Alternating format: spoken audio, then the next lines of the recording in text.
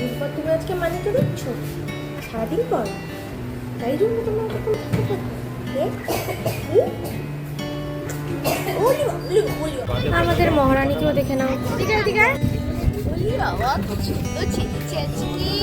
12 ঘন্টার ট্যুর করে এসে আমরা বেরিয়ে পড়েছিলাম শপিংয়ের জন্য। আর কি হাওয়া দিচ্ছে দেখেছো, প্রচণ্ড হাওয়া। যাই হোক, শপিং এখানে চলছিল। বড় আমি একটা শাড়ি কিনেছে। তারপর করার পর আমরা বেরিয়ে পড়লাম একটু খাওয়া দাওয়ার উদ্দেশ্যে, বিচে যাওয়ার উদ্দেশ্যে।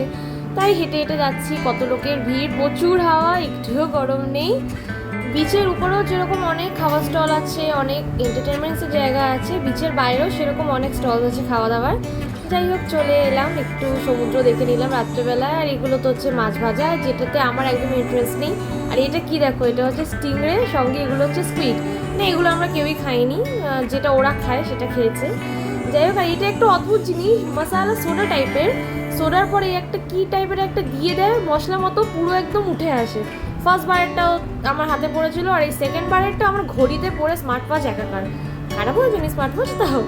যাই হোক, একটু বিচের দিকে হেলতে হেলতে গেলাম, পায়ে একটু জল লাগালাম রাত্রেবেলায়। আর আমাদের টুকটাক খাওয়া সেদিনকে ছিল ধোসা, সুইট কর্ন, সঙ্গে ছিল চিংড়ি মাছ ভাজা।